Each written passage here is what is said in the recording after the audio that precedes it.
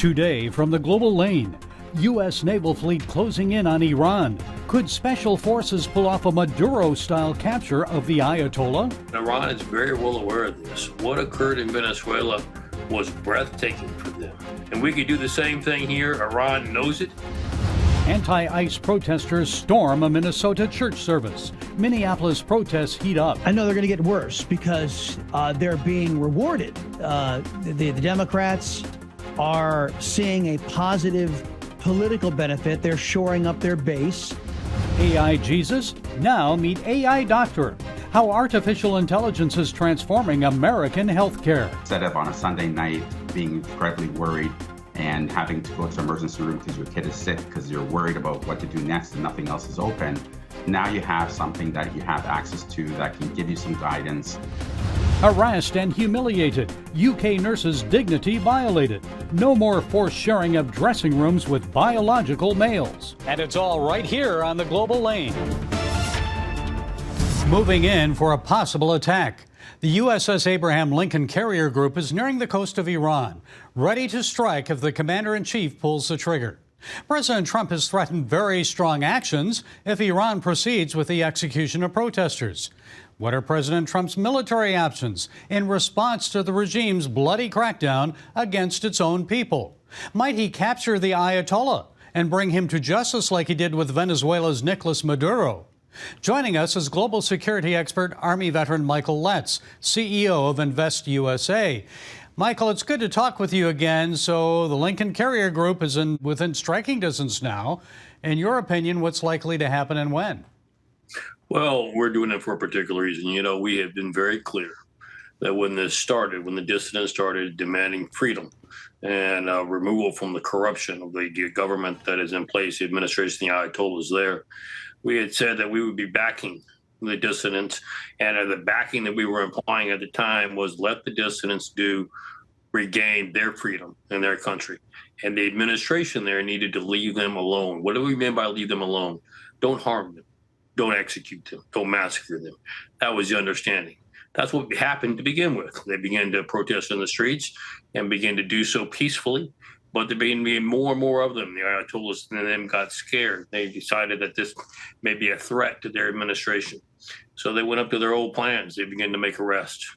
And then when the arrests didn't work too well, they began to actually shoot people in the streets. You got a very clear warning from this administration, from the President Trump. And that was that for those who are killing the dissidents, we will be keeping a list and keeping track. Now, what did that do to make that? These generals of the Revolutionary Guard who are implementing these plans to kill these dissidents are now going to be held accountable, even when an administration falls and their new administration comes in. And so now they're pulling out all the stops. First of all, they thought that they would issue a national rally cry that all of Iran needed to join in together to fight the great Satan. Who's the great Satan? It's, of course, the United States and Israel. That fell on deaf ears. And they begin to execute again. And they begin to tell the United States that if you get involved or intervene with our decisions to kill dissidents, it will mean war. Well, that's not going to scare this president. It's not going to scare and make us change from doing the right thing. The fact of the matter is these people deserve freedom. They deserve the right to be able to live without being under an oppressive regime. We have determined that we will back the dissidents. What does that mean?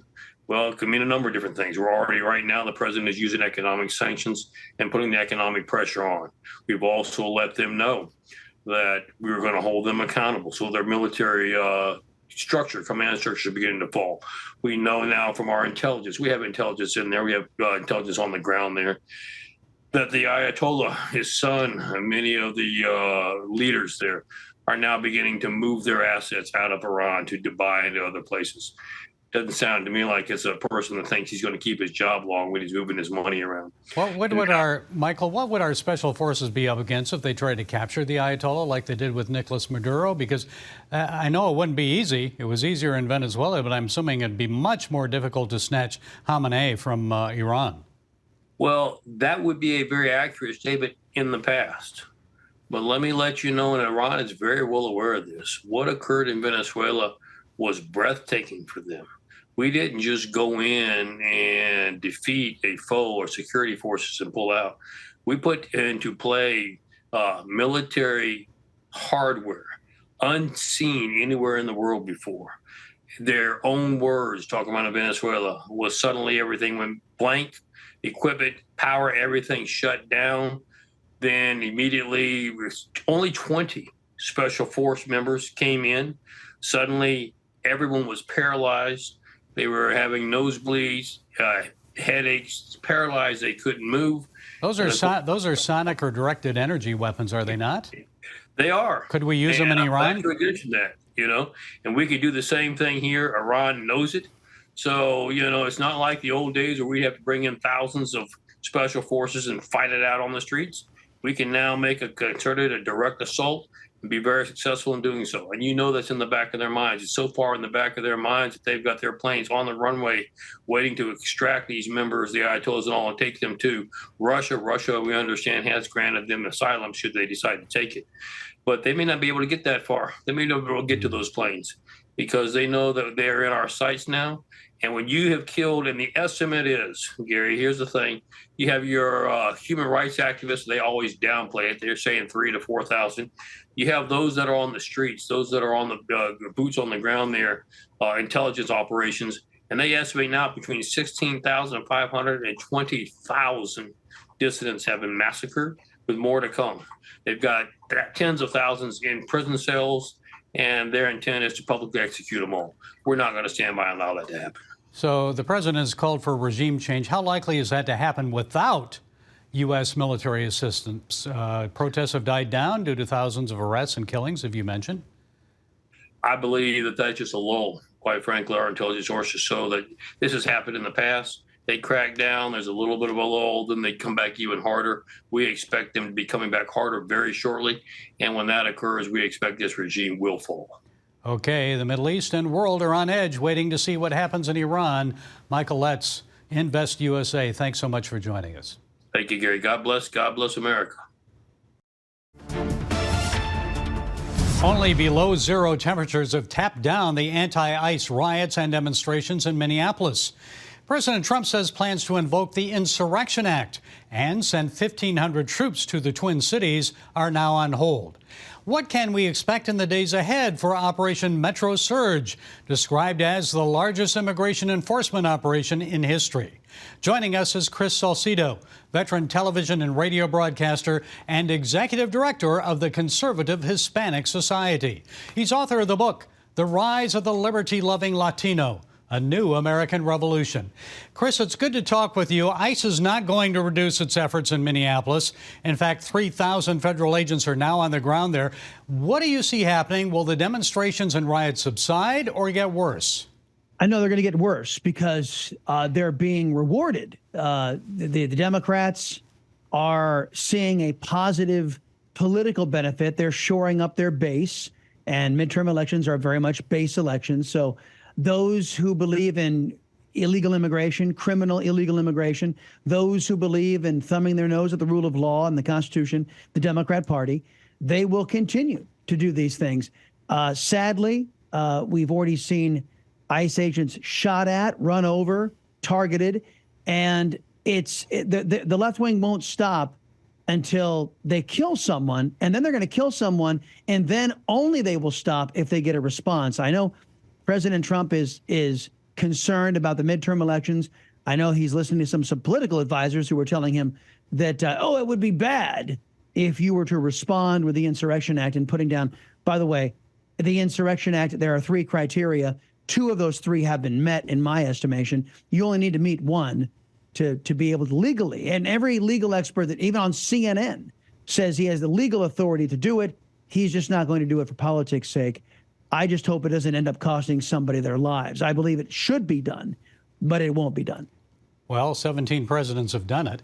I don't know about you, but people I talk to often say, although they support deportation, they think some of the ICE tactics are a bit extreme.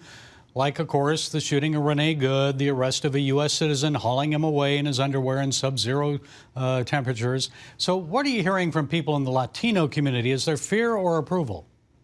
Well, just because somebody happens to be Latino doesn't necessarily mean they're illegal. I know that's what CNN would like you to think. And I know that's a lot of left-wingers out there. You know, to a lot of you leftists out there, I know we all look alike to you, but trust me, being Latino doesn't equal illegal. Just so everybody knows and understands, contrary to what you've been told by left-wingers. But as far as the Latino community is concerned, I don't pretend to speak for every Hispanic, just those who love liberty, just those who believe in following the rule of law and the stability that comes from a nation of laws. And I can tell you, those who have bothered to find out the truth of what's going on about the rule of law not being a suggestion and knowing that, hey, we should only follow the law only if it's convenient for Democrats and their political agenda, that dynamic doesn't exist in the United States Constitution or in our rule of law. Those who believe in the law and the Constitution are not swayed at all by those who say that ICE is acting irresponsibly. I don't know how. This is what ICE was founded to do. They are there to enforce immigration law. If you're in the country illegally, there is no legal predicate for you to be on U.S. soil. None whatsoever. And you deserve to be deported. You do not deserve to be here. As far as the shooting of the activist who used her car to try to run over an ICE agent, causing him to be hospitalized, causing internal bleeding to that agent, I would like to know from those who say that that's extreme behavior, what would you have done? Is it your left-wing contention that cars are not weapons? And if that's your contention, I would invite you to demonstrate that to the country by stepping in front of one for us. Well, it might save us a lot of trouble. Well, let's talk about churches. We saw the sanctity of a church service interrupted by demonstrators on Sunday. President Trump commented on Truth Social, contending those involved are professionals, troublemakers who should be thrown in jail or thrown out of the country. Do you agree or disagree? To violate constitutional rights of Americans by busting into their church service while they were holding service, preventing them from worshiping God. And to me, there is nothing more antithetical to the American experience than leftists believing they have the right to interfere with your worship of the Almighty, a First Amendment protection. So when President Trump says those who would deny First Amendment protections to their fellow citizens and have no business in this country, absolutely. If you are not committed to preserving our rights and liberties under the Constitution, you have no business being in America. And it seems like all of this could have been taken care of if the Minneapolis police and the politicians would just release people who've been released from jail, hand them over to ICE. You wouldn't have to go and do these raids, right?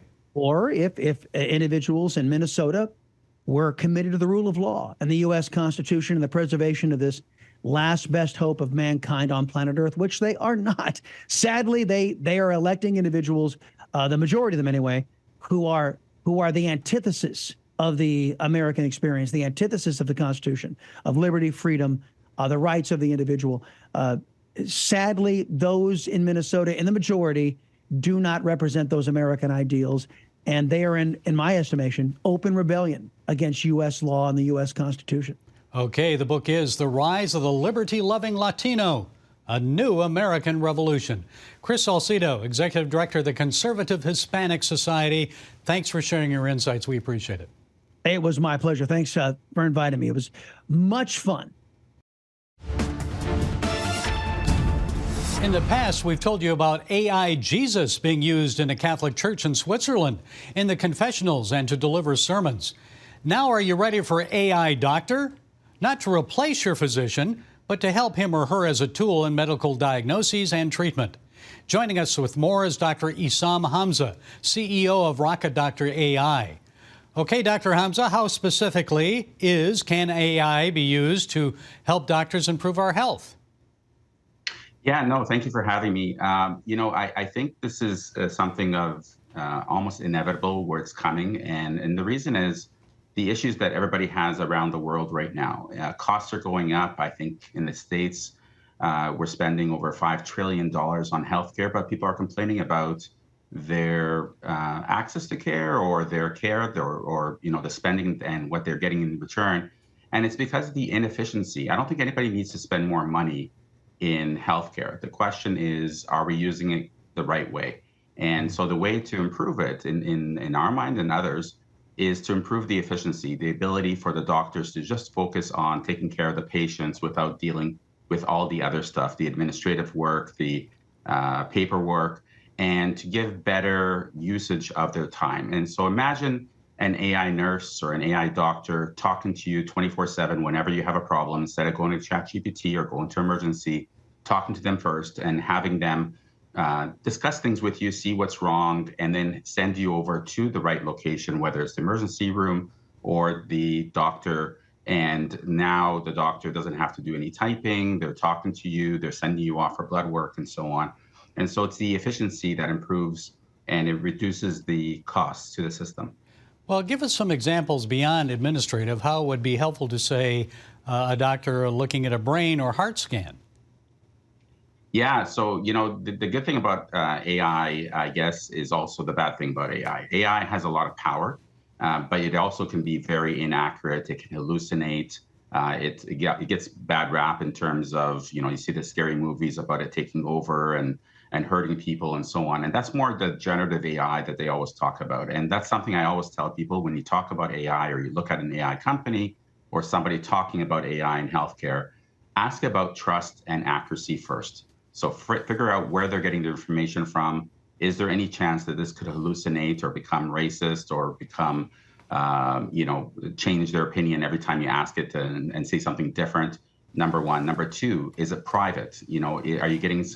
Are you giving it to the world when you talk about your medical information, or is it staying within the healthcare system and the doctor's office that you trust? So those are kind of the important thing. But also it's garbage in, garbage out. And so when you mention things like radiology, AI and radiology and so on, it's happening for sure. But the problem is, how do you train those engines? How do you train it so that it's learning from the right information instead of the wrong information and then spitting out bad information? Well, how are doctors and other medical professionals responding to this? Are they open to using AI, or a lot of them already relying on it? Are any concerned about professional ethics? Yeah, no, great question. And you know what? It's the first time in my life that I've seen the buy-in from everybody, what I call the 3 Ps. The payer, so whether it's the insurance company or the government or whoever it is, the provider, the practitioner, and then the patient. They all are looking for this. They love it because it does a few things. For the payer and the provider, the payer, it's reducing costs, it's improving efficiency, it's better, the patients are being seen a lot faster, it's preventing disease and so on. For the provider, it's reducing that administrative headache. They're able to just focus on the stuff they like, they're not getting burnt out, they're able to see more patients and so on. And then for the patient, it's absolutely fantastic. So instead of on a Sunday night being incredibly worried and having to go to emergency room because your kid is sick, because you're worried about what to do next and nothing else is open, now you have something that you have access to that can give you some guidance and connect you properly to the right place in real time, in whatever language you want as well. I'm sure there are concerns about cases where there are life and death situations. What if the artificial intelligence that's used is wrong, makes a mistake? Is it getting there close to 90, 100%? Yeah, so for our own system, so what we have is we have a couple of different things. So number one, we have an AI powered platform for doctors. And so for the doctors right now in, for instance, California or New York, they can come online and start seeing patients whenever they want, or create a hybrid practice, be their own independent practitioners, have full transparency about their practice tomorrow. And they'll be able to create that digital storefront and then have these AI-powered tools helping them. And so, and for the patient, it's great because they're covered by whether it's Medicaid or Medicare or the top 10 insurers like United Health and Aetna and so on. It's great. So the better access to care, and they're able to see the doctor when they need to, and connect and continue with that same doctor and so on. But the liability at the end of the day is on the doctor. This is a tool for them to use in their practice as another tool. Okay, the AI revolution is upon us, including in American medicine. Dr. Issam Hamza, CEO of Rocket Dr. AI, thank you for setting us straight today. We appreciate it. Thank you for having me. Something remarkable just happened in the United Kingdom. After a 2.5-year battle, an employment tribunal has ruled that nurses at Darlington Memorial Hospital faced unlawful discrimination and harassment by Durham County and the Darlington NHS Foundation Trust. The nurses spoke up because they were forced to share their changing room with a biological male. We brought you a report about this case last year. 7 months after the Supreme Court there ruled that men and women must be defined by their biological sex, rather than by gender identity or legal gender recognition. Now, 9 months after that High Court decision, the employment judges ruled the NHS had violated the dignity of the Darlington nurses and created a hostile, humiliating, and degrading environment. Darlington Memorial Hospital nurse Bethany Hutchison told Sky News that she and her fellow claimants are delighted with the decision. We're ecstatic, actually, and it's a win for women and men within the NHS and health sector. There's obviously a very simple solution to this, and all along we have advocated for our transgender colleague to have a facility for them to change in of the same kind as ours. We don't really understand why it's taken such a long time for this to happen. The nurses say they hold no grudge against their colleague Rose. They simply asked that the biological male use a different dressing room. When the nurses stood up to the NHS policy, they were told to compromise, to broaden their thinking, and to be more inclusive. But instead of Rose moving, it was the nurses who were sent to change in a converted office. The nurses, not Rose, were removed from the locker room. Christian Concern represented the nurses in the case against the NHS. The organization's chief executive, Andrea Williams, reacted to the win, explaining that the women took a stand for truth. To be able to go into work and just feel safe, for things to be normal in the workplace. And they found themselves in the media of a national and public conversation. But today they have won. Today they've won this really important victory. And we're hoping that policies will change across the NHS that will say that women can have single-sex spaces in which to change in the hospitals. It's a simple request. Yes, folks, it is a common-sense policy that protects women's rights. Female nurses can feel safe in their own dressing room. Transgender individuals have a private space of their own. It's a simple solution, long overdue in hospitals across the UK and in female locker rooms right here in the USA. Well, that's it today from the Global Lane. Until next time, be blessed.